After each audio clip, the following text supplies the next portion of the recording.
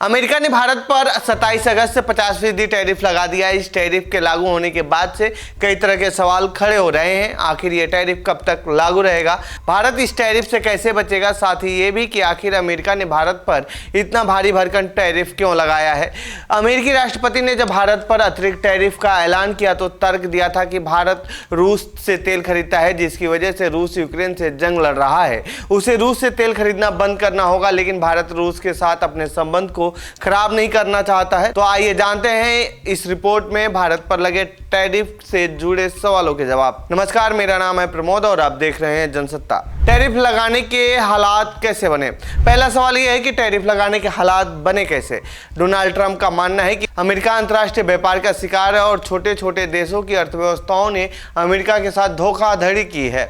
इसके लिए न सिर्फ टैरिफ लगाते हैं बल्कि रेसिप्रोकल टैरिफ भी लगा देते हैं। जबकि अमेरिका दुनिया की सबसे बड़ी अर्थव्यवस्था और यह जर्मनी, जापान और भारत से 7 से 8 गुना बड़ी है। दुनिया की सबसे बड़ी अर्थव्यवस्था और एक छोटे से अफ्रीका देश की अर्थव्यवस्था को बराबरी पर मानना कहीं से भी सही नहीं है। लेकिन ट्रंप की नज़र में रेसिप्रोकल टैरिफ का मतलब यह नहीं है कि दोनों देश एक दूसरे पर बराबर टैरिफ लगाए। ट्रंप का मानना है कि रेसिप्रोकल टैरिफ का मतलब वह दर है जिस पर पहुंचने के बाद अमेरिका का उस देश के साथ व्यापार घाटा बंद हो जाए। ट्रंप के कदम कानूनी रूप से सही हैं। दूसरा सवाल, क्या ट्रंप जो कदम उठा रहे हैं वो कानूनी रूप से सही है? इसका जवाब यह है कि टैरिफ लगाना अमेरिकी संसद का काम है, लेकिन डोनाल्ड ट्रंप ने इमरजेंसी का ऐलान करते हुए अपने हाथों में असीमित ताकत ले ली है।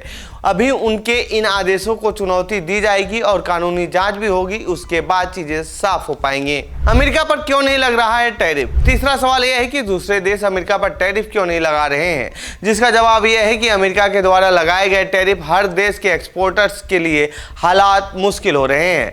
लेकिन अगर वह जिन अमेरिकी सामानों का आयात कर रहे हैं उन पर टैरिफ लगा देंगे तो इससे उनके कंज्यूमर के लिए हालात मुश्किल हो जाएंगे। अमेरिका टैरिफ वॉर को जीत रहा है। चौथा सवाल यह है कि क्या अमेरिका इस टैरिफ वॉर को जीत रहा है?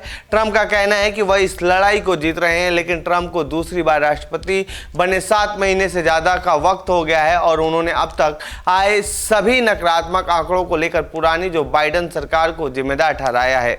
जब भी पॉजिटिव आंकड़े आते हैं वह उन्हें अपनी सरकार के आंकड़े बताते हैं। ट्रंप ने इसके लिए अपने प्रमुख अफसरों पर निशाना साधा और एक सीनियर अफसर को बर्खास्त कर दिया।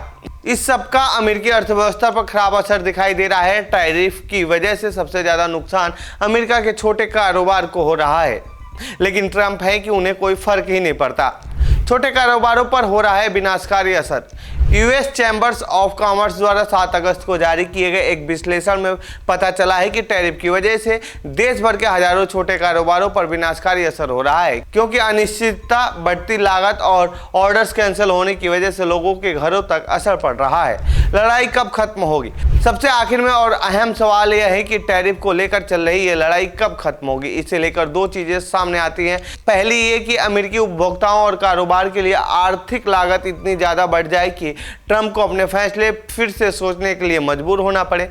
अगस्त के आखिर तक जब महंगाई के नए आंकड़े सामने आएंगे तो ट्रंप के खिलाफ हालात मुश्किल हो सकते हैं और आने वाले दिनों में शायद यह दबाव और बढ़ेगा। नवंबर 2026 के मध्यावधि चुनाव में इसे लेकर राजनीतिक प्रतिक्रिया भी देखने को मिल सकती है। अगर लोगों ने ट्रंप की नीतियों से परेशान होकर उनके खिलाफ वोट किया तो रिपब्लिकन उम्मीदवारों को मुश्किलों का सामना करना पड़ सकता है। ऐसी स्थिति में अमेरिकी कांग्रेस में हालात बदल सकते हैं।